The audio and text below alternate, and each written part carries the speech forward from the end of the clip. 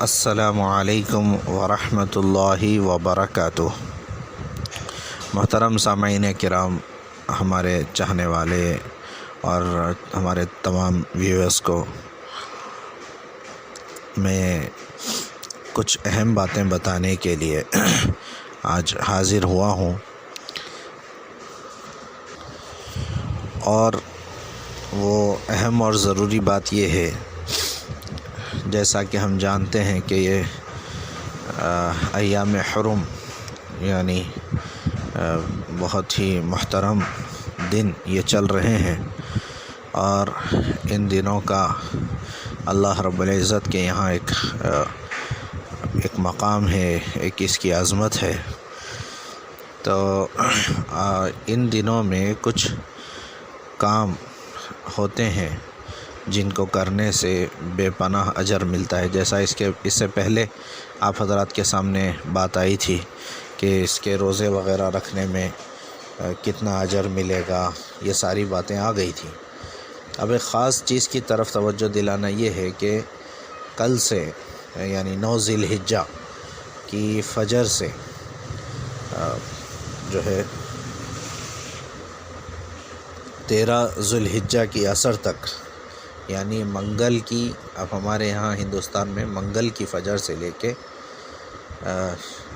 منگل، بدھ، جمعرات، جمعہ، ہفتے کی عصر تک، منگل کی فجر سے ہفتے کی عصر تک تکبیرات تشریق ہر نماز کے بعد پڑھنا واجب ہے، چاہے وہ مرد ہو یا عورت، دونوں پر واجب ہے۔ ہاں، حکم اس میں مختلف ہے کہ کون بلند آواز سے کہے گا اور کون آہستہ آواز میں کہے گا۔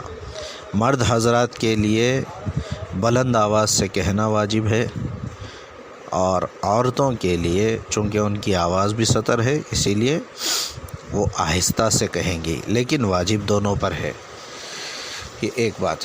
دوسری بات یہ ہے کہ ایک مرتبہ پڑھنا، تکبیرات تشریق کا ایک مرتبہ پڑھنا واجب ہے، اور ایک سے زائد پڑھنا سنت نہیں ہے۔ کوئی پڑھنا چاہ رہا پڑھ لے، لیکن احادیث میں صرف ایک مرتبہ کا ذکر آیا ہے۔ ان ایام میں ذکر کی فضیلت بہت زیادہ ہے، جیسا کہ اللہ رب العزت نے سورہ بقرہ میں ارشاد فرمایا، وَاذْكُرُوا اللَّهَ فِي أَيَّامٍ مَّعْدُودَةٍ، اور یاد کرو اللہ کو گنتی کے دنوں میں، یعنی ان ایام تشریق میں۔ ویسے تو اللہ کو ہمیشہ ہی یاد کرنا ہے، لیکن خصوصیت کے ساتھ اللہ پاک نے جب ان دنوں کا تذکرہ کیا ہے تو بہت سوچنے والی بات ہے کہ اس کا کیا مقام ہوگا، اس کی کیا اہمیت ہوگی۔ نیز کنز العمال کی ایک روایت میں حضرت عبید بن عمیر سے روایت ہے، فرماتے ہیں کہ حضرت عمر رضی اللہ عنہ عرفے کے دن سے، اور ایسے ہی کتاب الآثار سے یہ بات منقول ہے کہ حضرت علی رضی اللہ عنہ عرفے کی یعنی 9 ذی الحجہ کی فجر سے ایام تشریق کے آخری دن عصر کی نماز تک تکبیر تشریق پڑھتے تھے۔ اسی وجہ سے ہمارے فقہاء کے نزدیک تکبیرات تشریق 9 ذی الحجہ کی فجر سے لے کر 13 ذی الحجہ کی عصر تک ہر فرض نماز کے بعد ایک مرتبہ پڑھنا واجب ہے۔ اور اس کے کچھ مسائل میں آپ کے سامنے بتا دوں۔ نمبر 1 یہ کہ یہ تکبیر ہر فرض نماز اور جمعے کی نماز کے بعد بھی ہر مرد اور عورت، چاہے وہ مقیم ہو، مسافر ہو، حاجی ہو یا غیر حاجی ہو، تنہا نماز سے پڑھ رہا ہو کہ جماعت سے پڑھنے والا ہو، ہر ایک پر واجب ہے۔ اور مسبوق اور لاحق مقتدی پر، ان لوگوں پر بھی نماز کے بقیہ رکعتیں مکمل کرنے کے بعد تکبیر کہنا واجب ہے۔ تو اس میں احتیاط کا تقاضا یہ ہے کہ عید الاضحیٰ کی نماز کے بعد بھی تکبیر تشریق پڑھ لی جائے۔ دوسری بات، یہ تکبیر مرد درمیانی آواز سے، عورت آہستہ آواز سے پڑھے۔ بہت سی خواتین اور مرد حضرات یہ تکبیر نہیں پڑھتے، حالانکہ اس کا پڑھنا واجب ہے۔ اسی طرح بعض مرد حضرات آہستہ یا بہت بلند آواز سے پڑھتے ہیں، یہ دونوں باتیں قابل اصلاح ہیں۔ تیسری بات، فرض نماز کے سلام پھیرنے کے فوراً بعد یہ تکبیر پڑھنی چاہیے۔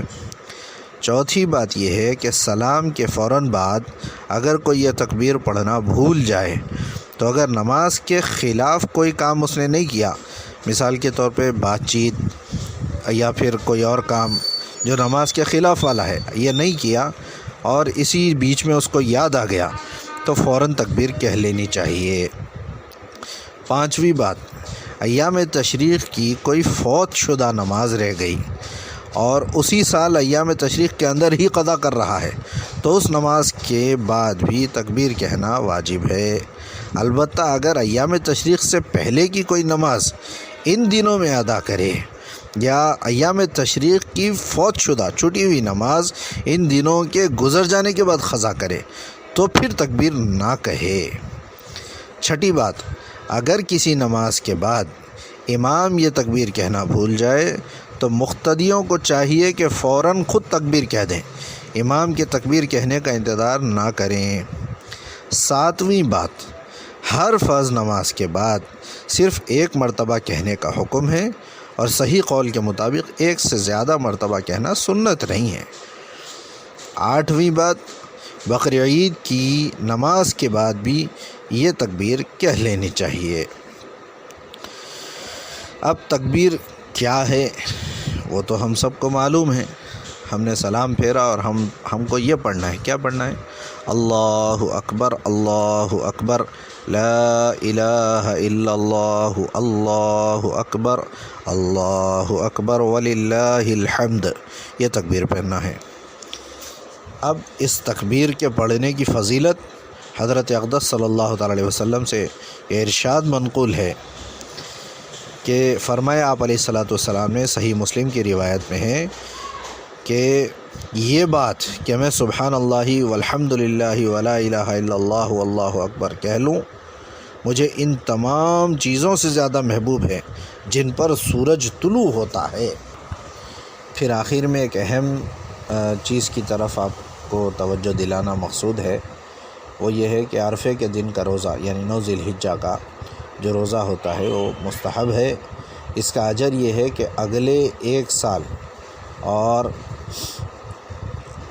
1 سال پچھلے دونوں سالوں کے گناہوں کی معافی کا ذریعہ بن جاتا ہے یہ روزہ۔